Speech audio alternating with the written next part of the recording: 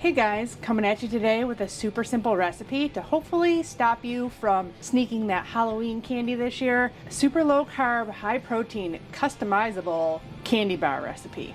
So let's get started.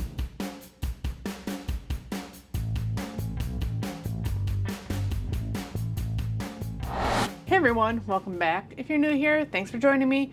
My name's Alycia and I'm a pastry chef with a sweet tooth, and now I own a keto gluten-free bakery, and I'm here to show you all the tips and tricks on how to make the best recipes possible.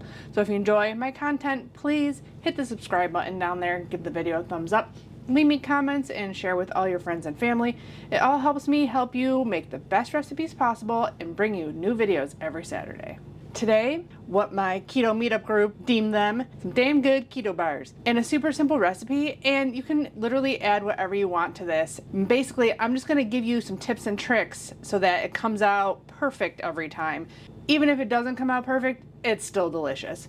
But for me, I had to have it so you didn't have to keep it in the refrigerator and it didn't fall apart on you. So there's just a few caveats that helped that. To start out this recipe, you got to pick what nuts, seeds, any add-ins that you want to add to this. It would definitely be delicious with coconut. I'm just not a coconut fan, but I have a plethora of seeds and nuts here and some chocolate chips. The chocolate chips definitely help bind the bar together a little bit, so I don't suggest minusing it altogether. I heard that Trader Joe's chocolate is about to come back in the stores, so I know some people that are going to be grabbing that. I was super excited to see Lily's peanut butter chips back at Walmart, and I went back the next week to buy more, and they were already out. They're delicious. They're not the best ingredients for a lot of people, but they're so good. So I'm making some peanut butter ones today, and I wonder maybe I should do half peanut butter, half chocolate, because that would be delicious. But other than that, I found this huge bag of mixed nuts at BJ's for like $13.99, and I was like over the moon. Like, that is so cheap. I went back a couple weeks later, they didn't have it anymore. So I'm wondering if it was just an overstock kind of thing and they put it on real, low price and stuff. It does have pecans in it, but there's not a lot, so I'm adding more pecan halves.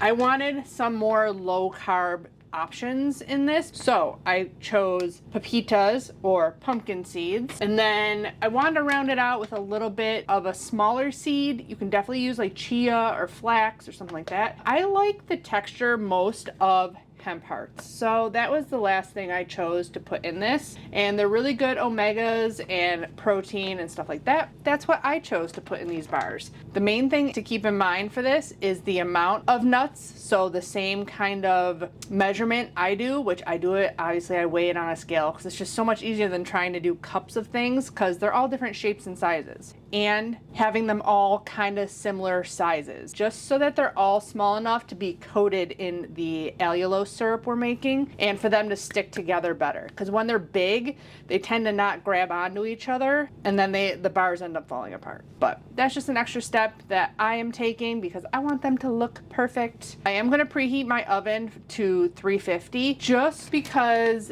these pecans aren't roasted, so I want to roast these up a little bit. So basically, when you're coming up with what you want to put in it, I would say use whatever carb counter you use to kind of figure out the best ratios and stuff. That's what I did. We're gonna get 14 bars out of this, so you can put all that stuff into your carb manager, divide it by 14, and see what your net carb is going to be for your bars. If you do coconut, make sure it's unsweetened. So I'm just going to put 4 ounces of pecan halves onto a sheet tray to toast up a little bit. Okay, we're just going to throw that in the oven until we start smelling it being nutty and it's getting kind of toasty in there. We can measure out all the other nuts that are going in here, or seeds. Back of the package says 30 grams for a quarter cup, so I just did 120 grams, 1 cup approximately of pumpkin seeds. Whoa, apparently I had more than 120 in there. I thought I had it measured out already. I was wrong.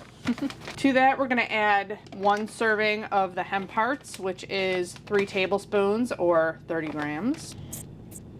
And then, since they do have whole almonds and there are some pecans in here and some cashews, It's mostly peanuts because that's the cheapest nut, of course. I'm gonna put them into a Ziploc bag and smash them so that they are a little bit smaller pieces. We're doing 4 ounces of that, so 112. And I just make sure that everything's kind of small. Almonds are hard to do, but you just really take out your frustrations, which if you've seen my video, which I don't know when this is going out, but it was probably a couple weeks ago, I'm a little frustrated.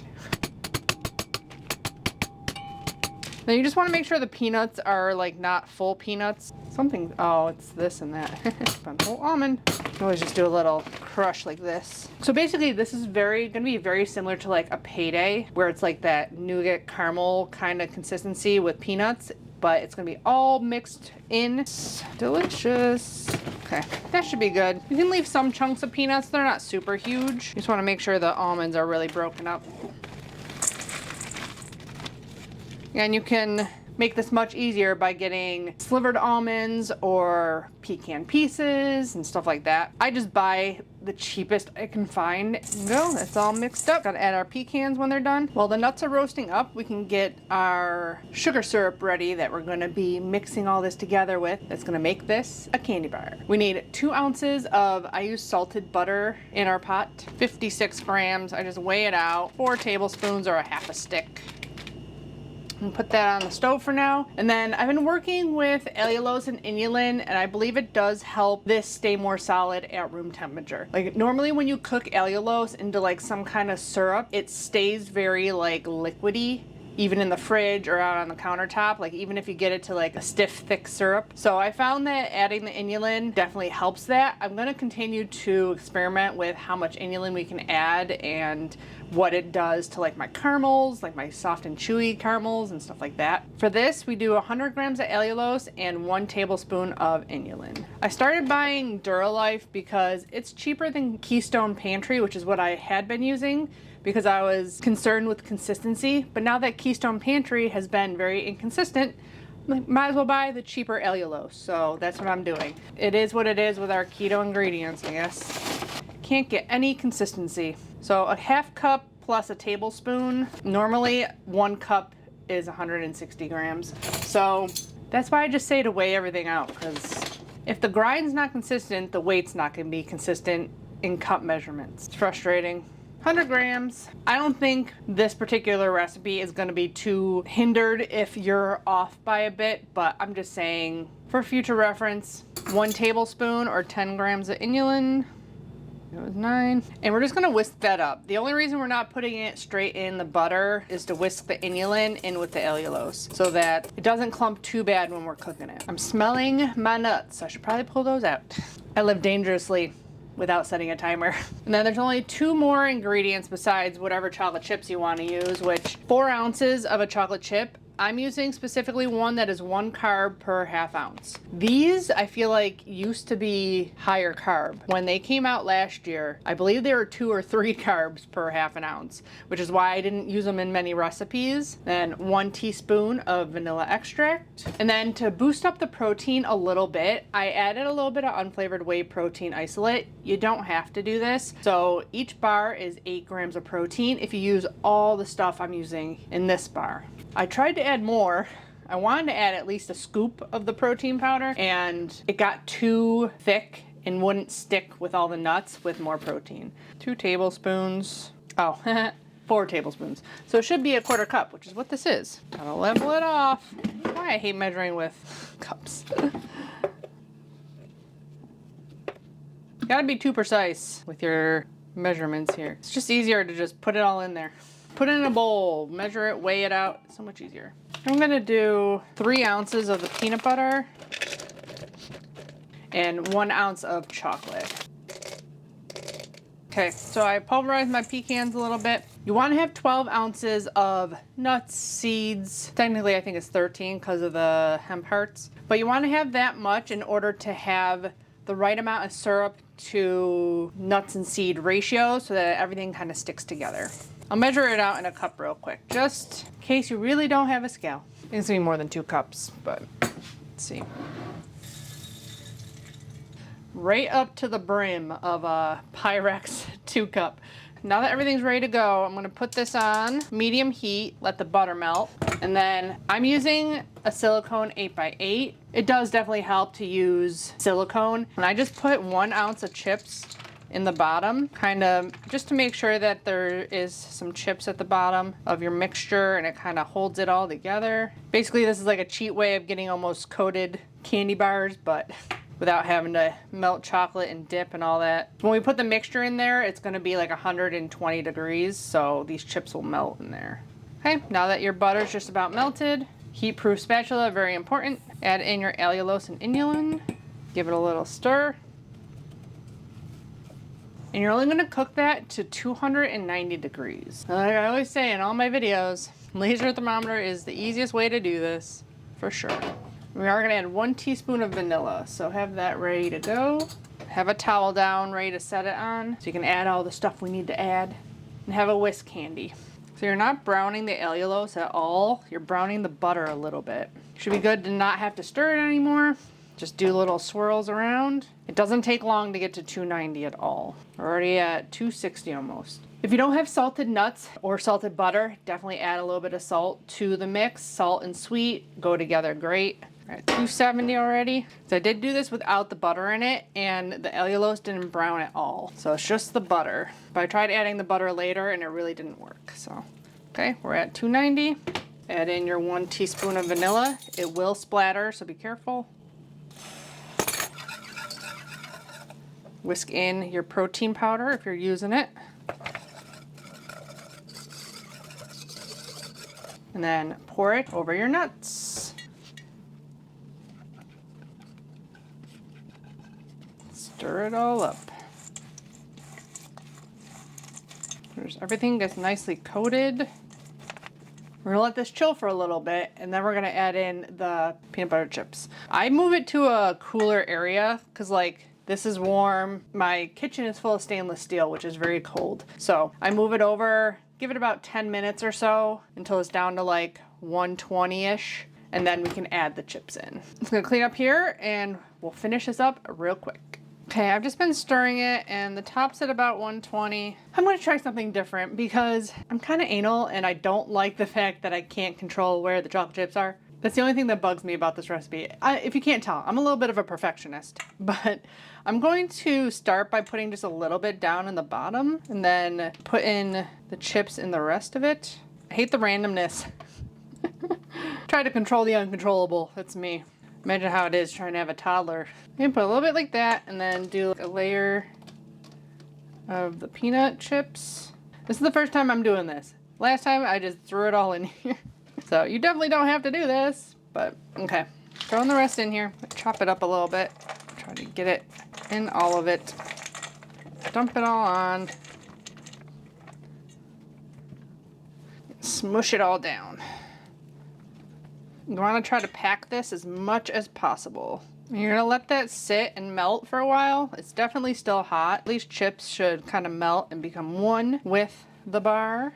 And obviously put the rest of the chips on. They're stuck in the bowl. Spread them out a little bit. Push them in. You want to push this down as much as possible to compact them.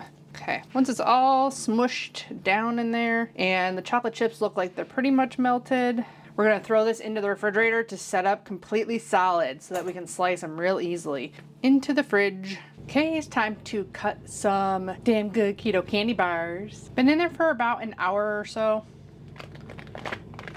Should come right out. Yeah. So I'll put up the nutrition label for these specific ones. My Recipal app does not calculate allulose at all. It just doesn't put it in as sugar alcohol or total carbs. So there are several grams of allulose obviously in these keto bars. It's only 7 at the bottom, but it works out because we're cutting these into 14 pieces. I'm gonna start with doing in half, so 3.5. I'll do ruler in the middle. 1.